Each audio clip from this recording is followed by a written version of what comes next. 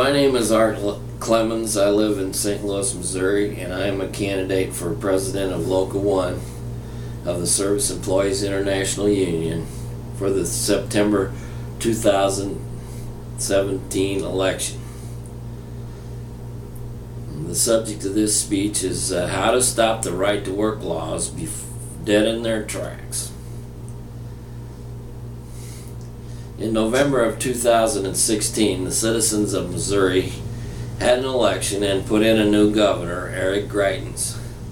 He has talked about how Missouri needs to create new jobs, even though the unemployment rate in Missouri is currently below 5%, which is the lowest unemployment rate since Republican George W. Bush was president. And it's not likely to get any lower, no matter what he does. When Missouri Republicans talk about creating new jobs, this is a code word for union busting. And the fastest way to bust unions, including the Service Employees International Union in Missouri, is to pass a so-called right to work law, which prevents unions such as ours from collecting dues from workers who do not want to pay the dues. In other words, if a union has a contract with an employer, it cannot be on the basis that everybody who works for the company must be a union member. This severely restricts the ability of unions to collectively bargain with companies, because if they call for a strike, anybody who does not want to participate in the strike can keep working, since they do not have to be union members. And since many working people resent paying union dues in the first place, they are not going to pay them if they don't have to. So union membership will drop off significantly. And if there is a strike, all the people who do not belong to the union can be fired if they do not undercut the strike by staying on the job. When the bargaining position of unions is weakened in this manner, lower wages for workers are inevitable, and the real story is right to work for less. If you watch the old movie The Grapes of Wrath, starring Henry Fonda, which you can watch free on the internet, you will see that this setting of workers against each other was carried to an extreme, and the result was severe hardship on people who worked for a living during the days of the Depression. So let us not forget the lessons of history. For the last several years, the Missouri legislature has passed a so-called right to work law. But fortunately for workers, we had Governor Jay Nixon, who vetoed the legislation, and the legislature could not override the veto. But this year, that has all changed, and we now have a new Republican governor who says he wants to create jobs. It is also a fallacy that so-called right-to-work law is good for the economy and good for creating jobs.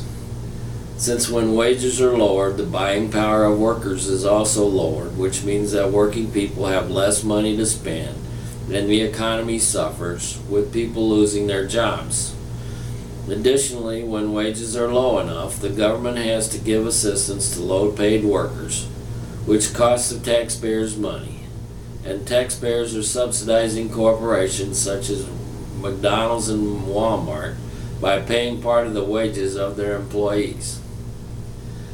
Local 1 of the Service Employees International Union and other unions, all the other unions put together, have been powerless to stop so-called right-to-work legislation. And it is passed in Missouri, Indiana, and Wisconsin, which is part of the territory of Local 1. And Tom Balanoff has been the president of our local while these states have passed the legislation. So we definitely need new leadership. There is an old saying, people who live in glass houses should not throw stones.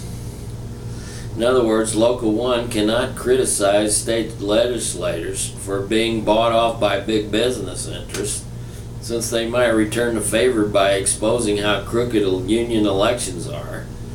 And union leaders might lose their cushy jobs collecting absurdly high salaries without doing any physical work like the chump dues payers. So, It is much easier for our so-called union leaders to get in on the corruption gravy train and sell the rank and file members down the river for 30 pieces of silver than it is to expose the corruption of legislators. So here is my plan to stop the advance of right to work in its tracks. Step 1. In order to stop right to work legislation in state legislature after state legislature, our union must reform its election rules so they are honest and fair and elect new leadership that cannot be bought. I have sent by snail mail with a tracking number to Secretary Treasurer Laura Garza a proposed amendment to our local election rules under Article 9 of the Local 1 Constitution. It is her legal responsibility to present this amendment to the local executive board, and they then pass the amendment on to the membership for a vote. As of yesterday, December 9th, 2016, I spoke to Laura Garza on the phone, and she said that the Local 1 Executive Board had met last week and discussed my proposed amendment, and I would be receiving a letter shortly to inform me of the status of the amendment. Anyone who wants to see a copy of the amendment can email me at lawscan2001@yahoo.com.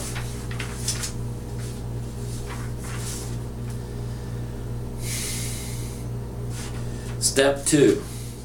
Our union, and possibly in cooperation with other unions, needs to make a documentary movie explaining to the public the evils of right to work laws. Michael Moore was a union member before he became a documentary movie producer, so this can be done. I have personally written a movie screenplay, so I can help write a screenplay for the documentary, and one chapter of the screenplay that needs to be included is a story of how the Michigan State Legislature waited until midnight and nobody was around to pass the legislation. Step 3. Corruption of state legislatures needs to be publicized. Here in Missouri, the cities of St. Louis and Kansas City have passed laws to increase the minimum wage for workers. Naturally, the Missouri State Legislature passed a special law stating that cities do not have the right to pass such laws. Lawsuits were filed and the matter is currently up before the Missouri Supreme Court. On my own time and against the orders of Nancy Cross, I filed a brief in this case, which is online at Missouri Case Net, and anyone can read it. The case number is SC 95401. My brief describes how corrupt the Missouri State Legislature is and how simple this case should be for the city of St. Louis to win. Step 4. Electing state legislators. Our union and other unions need to start backing some of the ordinary working people in rural areas to run against the district big shots for the offices of state representative and state senator. As it is now, the people who the Democrats put in are usually good buddies with the local Republican big shots, so they get their brownie points by losing the election. Step 5. Probably the most important issue that needs to be addressed by our union and pushed is the issue of campaign finance reform. If our union wants to change the makeup of state legislatures, naturally our union completely ignores this issue. Here in Missouri, the voters of Missouri amended the Constitution in the last election to require limits on campaign donations. Unfortunately, all of the effort that went into this passing, and all of the effort and money that went into passing this amendment is a total waste, because the United States Supreme Court has declared campaign contribution limits to be unconstitutional. Naturally, a lawsuit has already been filed in federal court to stop implementation of this amendment. I predict that the plaintiffs will win and the amendment will be thrown out by the federal courts. Obviously, there must be some other way to reform campaign finances. I have a plan. It is a very simple plan. Instead of limiting campaign contributions, what needs to be done is to require the money to be in by 60 days before the election so the contributions can be counted and reported to the public on a website that is easy for the voters to find and research. Then the voters will know who is trying to buy off the candidates before they vote, and they can make up their own minds as to who to vote for. Of course, there are some details to this plan I don't have time to go into here. If I'm elected Local 1 president, I will be in a position to push this plan.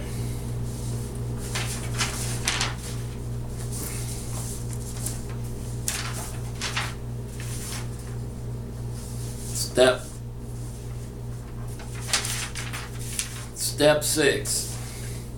Reducing or eliminating union dues. If our union cuts the fat out of its budget and gets rid of most of the high-paying paperwork jobs that are not necessary to run our local, we could reduce our dues down to a low level, possibly even to zero, and instead rely on benefits such as concerts.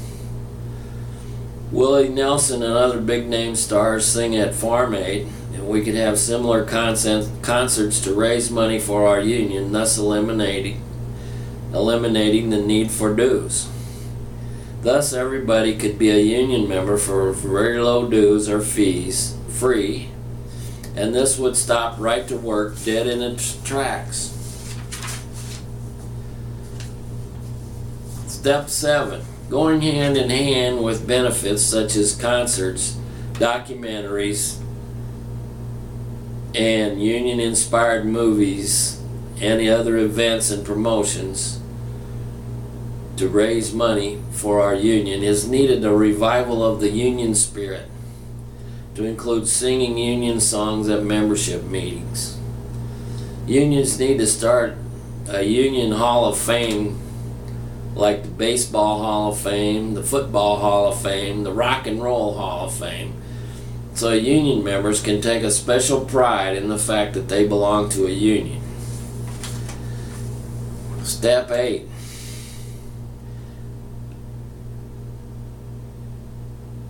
I have been to many Local 1 events and demonstrations, and I have yet to hear one song sung by anyone. I think every union membership meeting should start with a singing of either Solidarity Forever or This Land Is Your Land. And I believe this will help improve the union spirit. If anyone has any questions, ideas, or comments about this speech, I can be reached at by email at lawscan2001@yahoo.com. And if you have anything to say that's important, I will put it on this channel so everybody in our local knows about it. Thank you much for your time.